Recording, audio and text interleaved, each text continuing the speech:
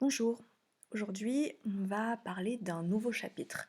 C'est le chapitre 5, G5, donc en géographie, intitulé Les États-Unis, un territoire dans la mondialisation. Je vous ai mis sur la couverture de ce diaporama une image de New York, une des plus grandes villes américaines, qui représente plusieurs aspects de ce qu'on va développer ensemble. Et notamment, on voit donc dans cette photographie de Times Square à New York la publicité qui souligne la puissance économique des États-Unis. On voit la foule de personnes qui est présente pour souligner le poids démographique de la ville de New York et des États-Unis. Et troisième élément, sur la puissance économique, financière, on retrouve un indice dans le paysage avec les grandes tours, puisqu'on est dans un des quartiers les plus importants de New York.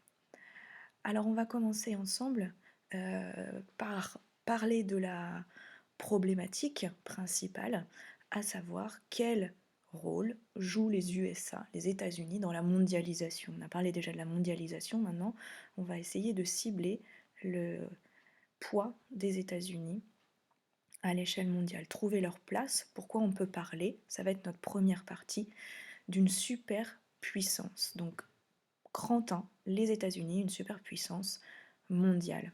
Alors le premier mot qu'il faut définir ensemble, c'est celui de puissance. Une puissance, c'est tout simplement un État qui se distingue par plusieurs aspects. D'abord par son poids économique, par son poids financier, par le rôle politique qu'il va jouer, mais aussi par l'aspect militaire et culturel. Et pour qu'on parle de puissance mondiale, cette influence doit s'exercer à l'échelle mondiale. Alors pour ça, on va commencer par voir ensemble une première activité qui va nous permettre, à partir de l'histoire des arts, de comprendre en quoi les États-Unis sont une superpuissance mondiale, même si on verra à la fin qu'on peut relativiser tout ça. Alors, le travail que vous allez devoir faire, c'est à partir de cette œuvre que vous allez retrouver tout au long de la vidéo, qui est une caricature dessinée par Andy Singer qui s'intitule L'envahissement de nouveaux marchés en 1998. Alors, ce qu'il va falloir faire, c'est à partir de cette caricature, de repérer les éléments qui montrent la puissance des États-Unis et ensuite de compléter le tableau. Alors, c'est le tableau que vous avez à l'écran avec les deux colonnes qu'il va falloir reproduire. On va l'analyser ensemble et ensuite il faudra placer les différents éléments que je vous ai écrits dans les différentes cases. Alors, on va aborder l'histoire de cette œuvre de Andy Singer. Alors, cette œuvre, à l'origine, son titre c'est Invading New Markets, c'est-à-dire, si on traduit en français, l'envahissement de nouveaux marchés, donc qui a été dessiné par Andy Singer en 1998 dans un magazine intitulé Z Magazine, qui est une publication américaine. Alors, qui est l'auteur? L'auteur, c'est un dessinateur américain qui est né en 1965, qui vit et qui travaille aux États-Unis, dans le Minnesota. Son travail, c'est du travail donc de dessin, il a publié des albums, mais c'est surtout un dessinateur de presse, de comics en particulier, que l'on retrouve dans un grand nombre de publications très importantes aux États-Unis, l'équivalent du Monde par exemple, notamment le New Yorker ou le Washington Post. Son style est assez reconnaissable, hein, on retrouve des traits caractéristiques de ce qu'on appelle les comics, qui étaient publiés surtout dans les années 50, au moment de la guerre froide, qu'on retrouve dans les cartoons et qui sont souvent, comme on le voit sur la couverture du magazine, en noir et blanc. Ce qui l'intéresse, c'est de mettre en scène des personnages, comme on le voit ici souvent dans des situations qui sont absurdes.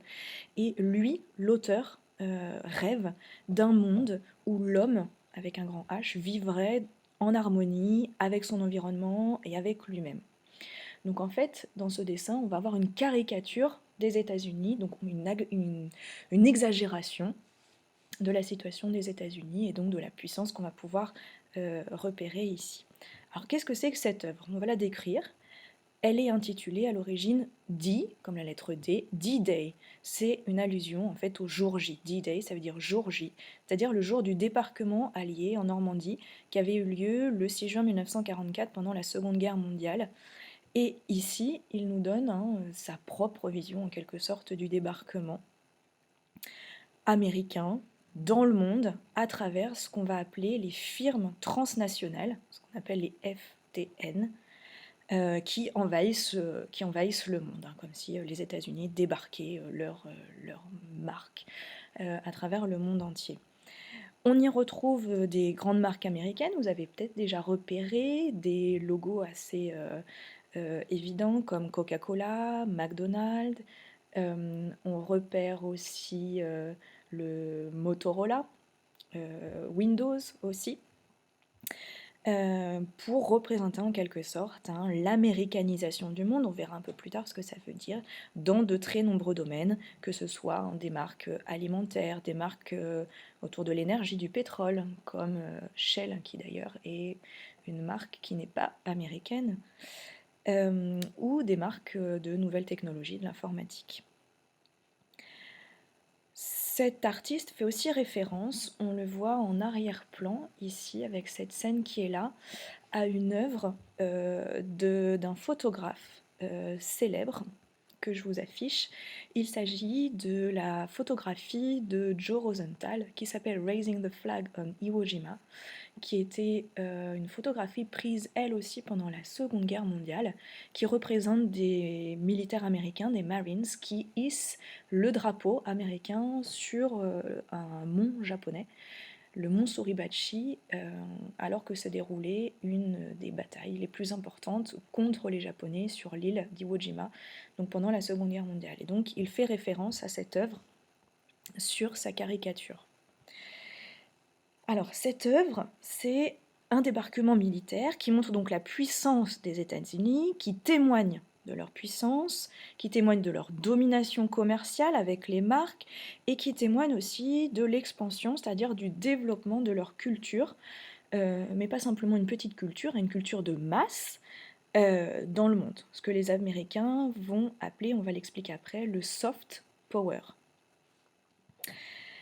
Alors, 3 types de puissance, ça va être les 3 parties de notre tableau. On va retrouver la partie puissance militaire. La puissance militaire, on va parler de hard power. La puissance militaire et diplomatique, on la voit avec les soldats ici qui sont représentés sur les bateaux, qui débarquent tout simplement par les bateaux de guerre qu'on voit ici, les cuirassiers, et les avions de guerre qu'on retrouve sur la partie supérieure de l'image. Donc les soldats, les bateaux et les avions pour souligner la puissance militaire et diplomatique des États-Unis. Alors, il faut avoir en tête que les États-Unis se considèrent comme une puissance importante, on le voit sur cette carte avec les bases américaines qui sont représentées par des étoiles, ou les différentes flottes, la 2e flotte par exemple et la 4e flotte qui sont présentes dans l'océan Atlantique, ou la 3e flotte qui est présente du côté du Pacifique au niveau de la côte ouest des États-Unis par exemple. Les États-Unis sont effectivement une puissance extrêmement importante puisqu'ils font partie de l'OTAN, qui est une organisation, l'organisation du traité de l'Atlantique Nord, avec un certain nombre de pays, comme la plupart des pays européens, donc une alliance militaire. C'est aussi le pays qui réalise la moitié des dépenses militaires mondiales. Ça veut dire que si on prenait tout l'argent dépensé pour l'armement, les États-Unis représentent la moitié de ce budget-là. Alors les documents là que vous trouvez, vous les avez également dans le livre sur l'étude de cas du chapitre sur les États-Unis.